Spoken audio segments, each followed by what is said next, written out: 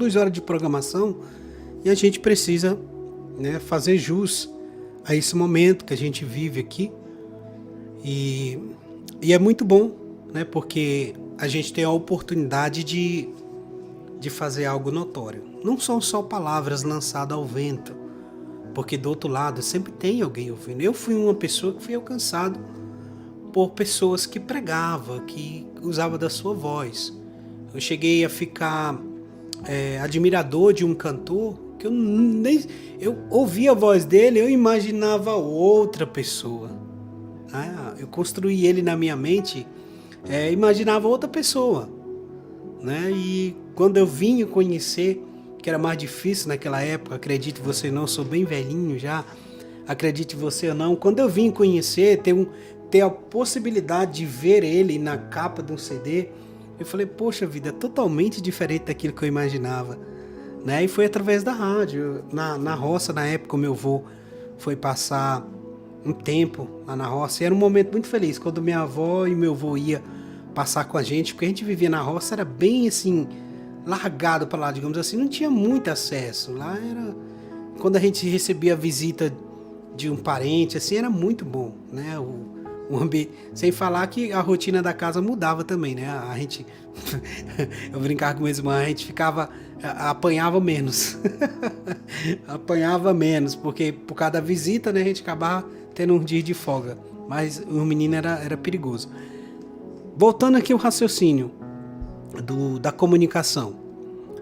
E eu ouvi na rádio, deixa eu ver o nome da rádio, Rádio Nativa, Nativa FM, se eu não me engano, é Nativa.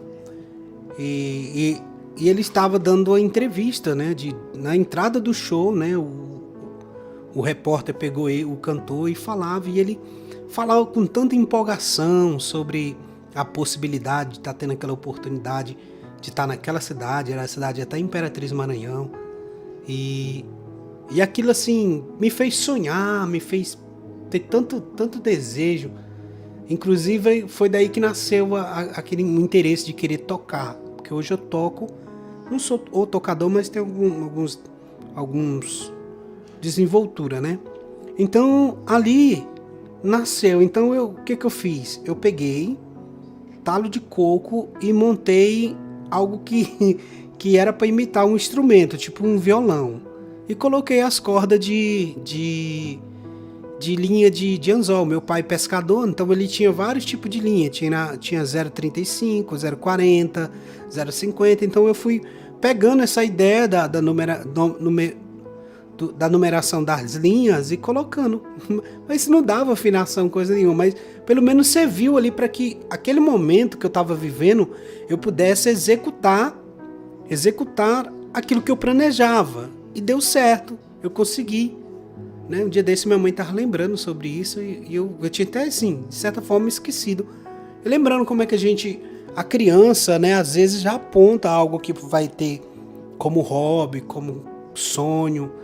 E hoje, eu me dediquei muito, eu passei muito tempo me dedicando à questão do tocar.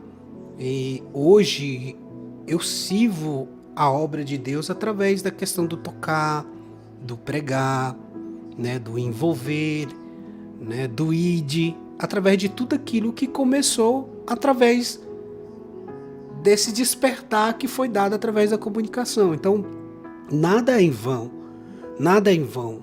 O que você faz, né, se você faz publicamente, vai ter sempre alguém olhando, quer seja positivamente ou negativamente. E diante dessa temática de observidade, né, de observação, eu quero trazer para você uma realidade bíblica que o apóstolo Paulo, o missionário Paulo, né, a gente denomina como apóstolo, ele deixou escrito em 2 Timóteo, capítulo de número 3, tá bom? Se você ainda não leu a Bíblia hoje, o momento é agora.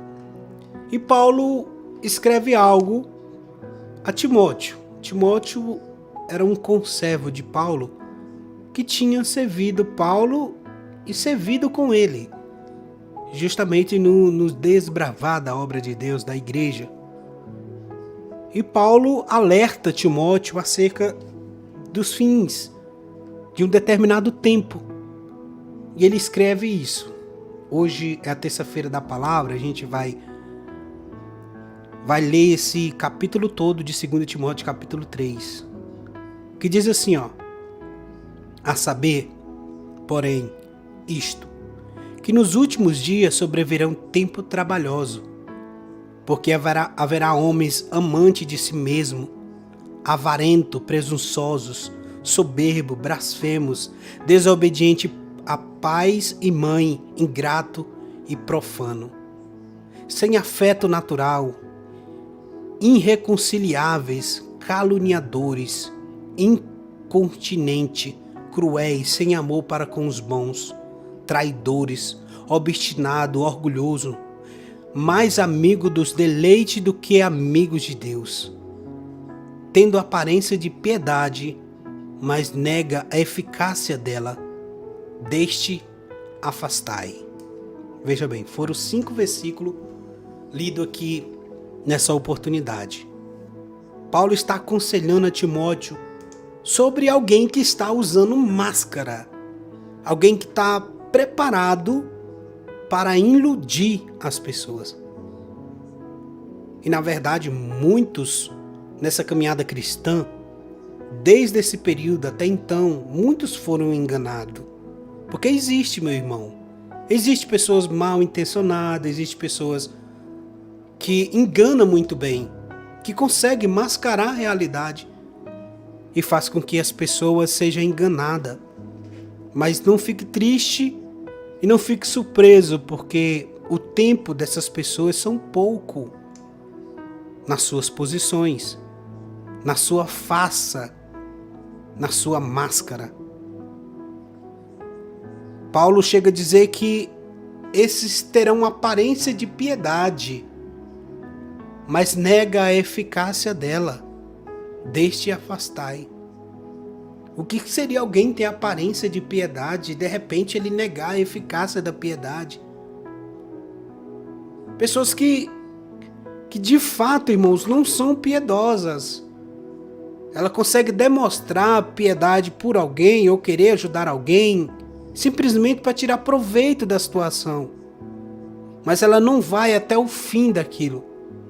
Quando ela consegue fazer algo e consegue a objetividade dela, ela abandona.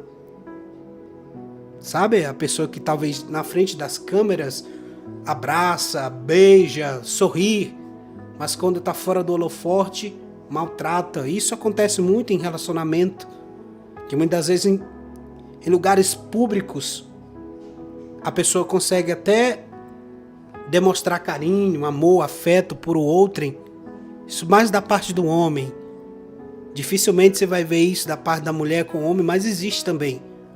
Então uma pessoa, publicamente, ela consegue demonstrar carinho, afeto, mas quando está no particular é outra pessoa. Então existe esse tipo de pessoas. O versículo de número 6, porque deste número são os que se introduzem pelas casas e leva cativo mulheres nécia, carregada de pecado, levada de várias concupiscências, que prende sempre, não pode chegar ao conhecimento da verdade. Isso aqui é algo particular daquele período que ele está falando. E com Janes e Jambres resistiu a Moisés, assim também este resiste à verdade, sendo homem corrupto de entendimento e repobre quanto à fé.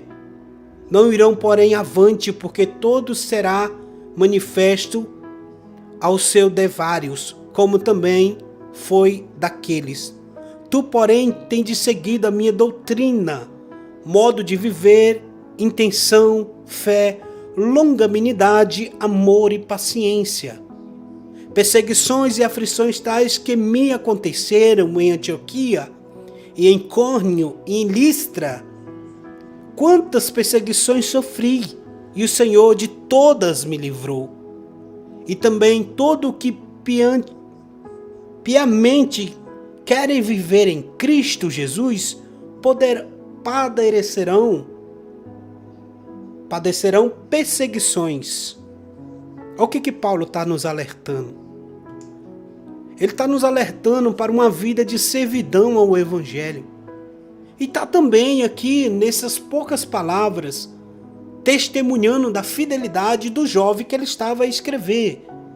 Que Timóteo foi fiel a ele e compreendeu aquilo que ele ensinou.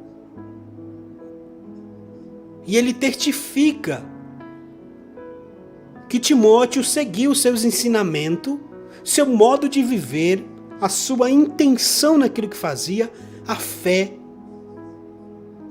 a longanimidade, que é uma paciência específica, amor e paciência. Então Paulo está testificando isso para Timóteo, alertando ele e nos alertando. E qual tem sido, para a conclusão daquilo que a gente tem lido, e qual tem sido a nossa perseverança? Porque no versículo 13 diz que: mas os homens maus e enganadores irão de mal para pior, enganando e sendo enganado. Tu, porém, permanece naquilo que aprendeste e de que foste inteiramente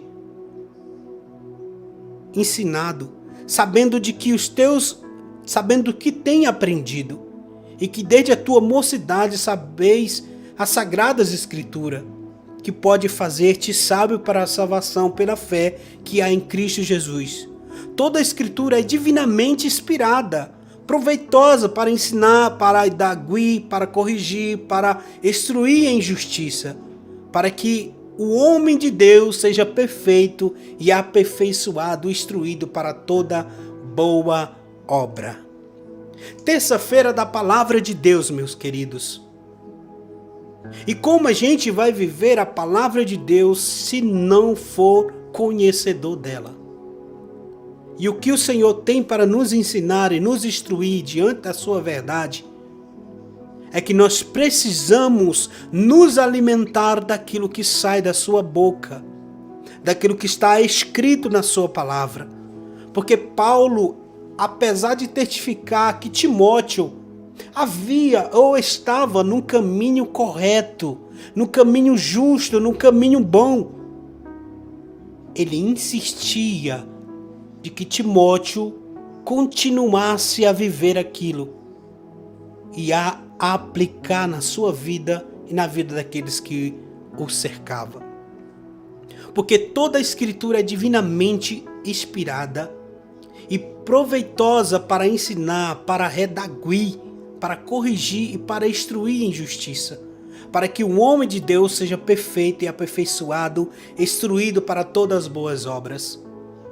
Como você vai saber o que é bom para se fazer sem conhecer a palavra de Deus?